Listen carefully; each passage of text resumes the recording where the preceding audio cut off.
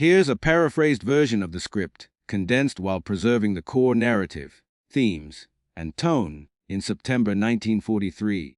And a Texas prisoner of war camp housed German soldiers captured in North Africa. Their boots, worn and patched, barely held together.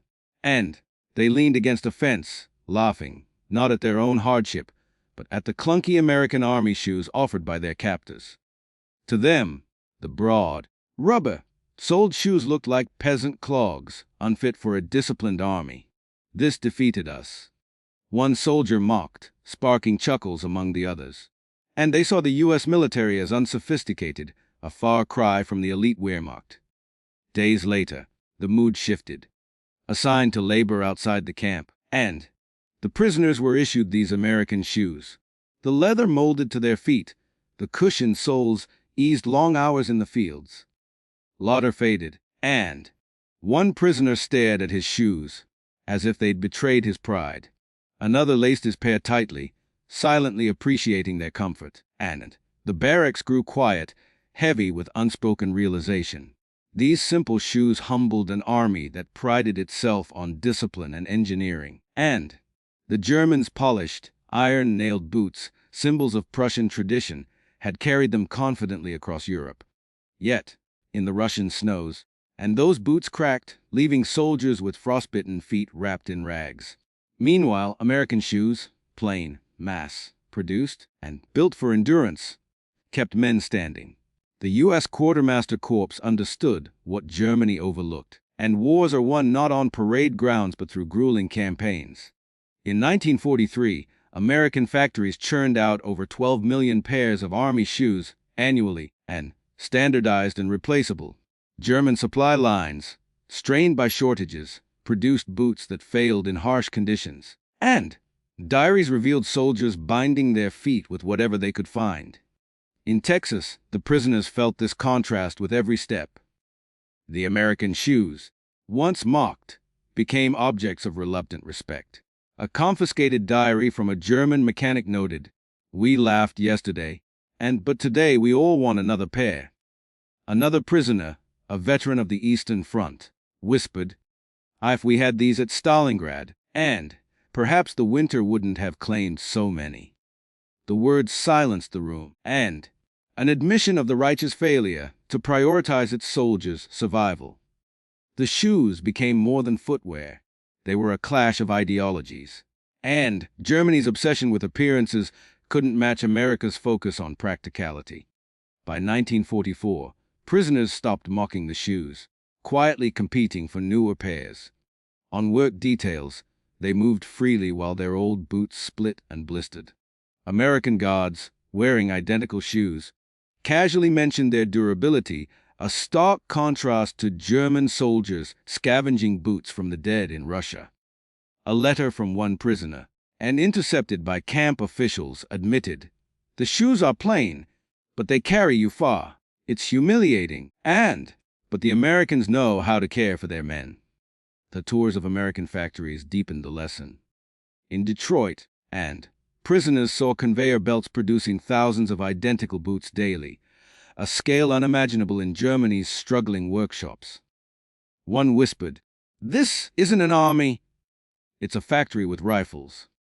The shoes revealed America's strength, and an industrial empire that valued the soldier's endurance as much as its weapons. A German sergeant, once a strict disciplinarian, was seen polishing his American shoes, muttering, "A soldier honors what keeps him alive." The prisoners' initial arrogance crumbled, and they began questioning Germany's promises of superiority, haunted by memories of comrades lost to inadequate gear. Officers clung to pride, insisting discipline outweighed comfort, but enlisted men felt the truth in their steps. By 1945, as the war ended, the shoes were no longer a joke, and prisoners asked to take them home, a request often denied. Yet the memory lingered. Years later, a former Afrika Korps sergeant recalled, "It wasn't tanks or planes that humbled us. It was the shoes. They carried men farther than we ever could." The story begins not with battles, but with a pair of shoes that exposed a truth: power lies not just in guns, but in preparation. In Texas, German prisoners learned this through silent steps, and their laughter replaced by respect for a nation that mastered the small things. The shoes, lined neatly under bunks, and became a quiet confession, a lesson walked into their bones.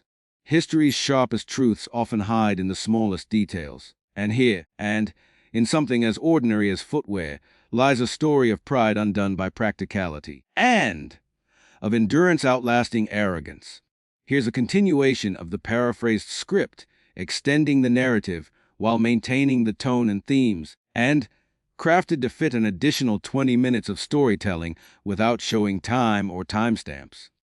The focus remains on the German prisoners' evolving perspective, and the symbolism of the shoes, and the broader implications for understanding strength and survival in war, and all while exploring new anecdotes and deeper reflections. The Texas sun beat down on the camp, its heat a relentless teacher. By late 1944, and the German prisoners no longer spoke of the American shoes with derision. The barracks, once alive with mocking laughter, and now hummed with quieter conversations, whispers of doubt, of comparison, of truths too heavy to say aloud. The shoes had become a lens, and refracting the prisoners' pride into something more complex, a grudging admiration for the nation they were taught to despise. Each pair, and worn and scuffed from days in the fields, carried a story of its own, a story that began to reshape the men who wore them. One morning, and a new group of prisoners arrived, fresh from the European front. Their boots, like those of their predecessors, and were battered relics of a crumbling war machine, soles worn thin, laces frayed, leather splitting at the seams. And they eyed the American shoes with the same disdain the others once had, tossing them between hands like a joke. "These are for children, and not soldiers," one young private sneered, his voice sharp with the arrogance of a man who still believed in the Reich's invincibility. And the older prisoners, those who had been in Texas for months, exchanged knowing glances. They said nothing, and letting the newcomers' words hang in the air like dust, they knew the Texas fields would teach the lesson soon enough. That lesson came swiftly, and, assigned to repair a stretch of fence under the blistering sun, the new prisoners trudged out in their German boots. By noon, their steps faltered, and blisters forming where leather rubbed raw. The veterans, wearing their American-issued shoes, moved with a steadiness that bordered on defiance. And one of the newcomers, a lanky infantryman named Klaus, collapsed onto a crate during a break, cursing as he pried off his boots to reveal bloodied socks. A veteran, Hans, handed him a pair of American shoes from the supply crate. "Try these," he said simply, no trace of mockery in his voice. And Klaus hesitated, his pride wrestling with his pain, but he slipped them on. By the end of the day, he walked without limping, and his silence louder than any argument. The shoes were more than a practical solution, they were a quiet revolution. In the barracks that night, and Klaus sat on his bunk, staring at the shoes as if they held a secret. Another prisoner, a former schoolteacher named Werner, spoke up, and his voice low but clear.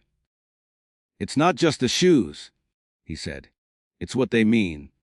They plan for us to keep moving, even as prisoners. And our leaders plan for parades." The words sparked murmurs, some of agreement, others of unease. An officer, overhearing, snapped, "Enough!" And "You speak as if we've lost already." But the room grew quiet again, the weight of Werner's observation undeniable. The shoes, plain and unadorned, and were evidence of a system that valued function over glory, survival over spectacle. Beyond the camp, and the shoes began to weave their way into the prisoners' understanding of America itself. On rare occasions, and groups were escorted to nearby towns for labor projects, building roads, harvesting crops, or clearing debris.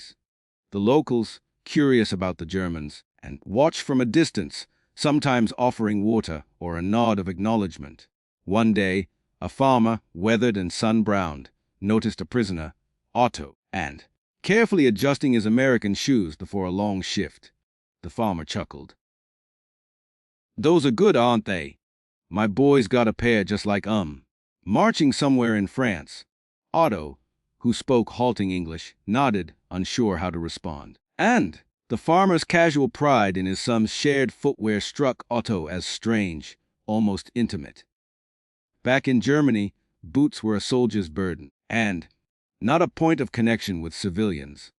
Otto carried that moment back to the camp, sharing it with his bunkmates. It sparked a new thread of conversation, and the Americans didn't just make shoes for soldiers. They made them for sons, brothers, neighbors.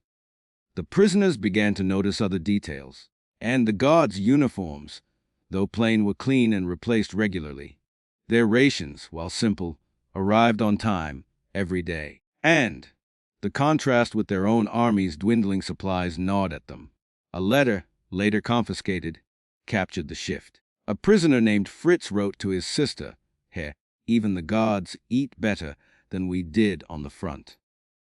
Their shoes don't fail them. And I wonder what else we were wrong about. The shoes also became a currency of sorts within the camp. When supply crates arrived, and prisoners bartered for the best pairs, those with thicker soles or fresher leather, and a corporal from Munich traded a hand-carved wooden figurine for a nearly new pair, claiming they'd help him outlast the long workdays. Another prisoner, and a baker by trade, offered extra bread from his kitchen shift to secure a pair for a friend whose boots had disintegrated. The competition was quiet and almost secretive, as if admitting their value aloud would betray their loyalty to the Reich. Yet the act itself spoke volumes, and the shoes had become a lifeline, a small rebellion against the myth of German superiority. One evening, a rare event broke the camp's routine, and a group of prisoners was selected to assist at a nearby factory, part of an effort to show them America's industrial might. The factory, and a sprawling maze of steel and noise, produced everything from engine parts to boots.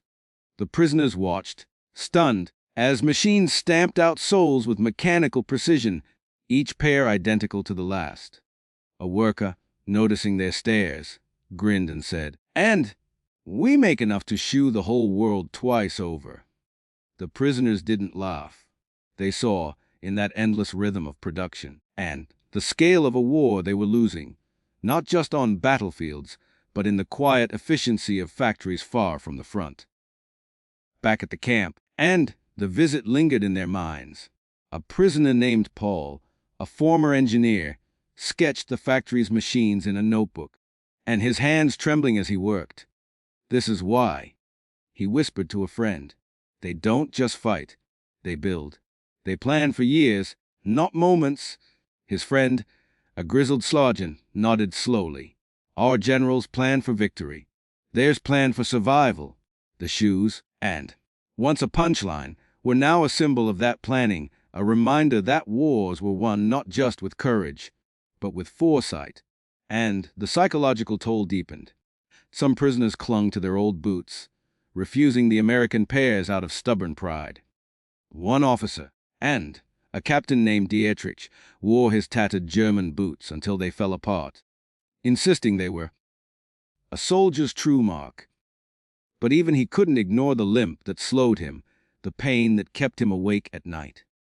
One morning, and after collapsing during a work detail, he accepted a pair of American shoes from a guard. He didn't speak of it, but the other prisoners noticed the change in his stride, the way he no longer winced with each step. The barracks buzzed with whispers, and even the captain had bowed to practicality.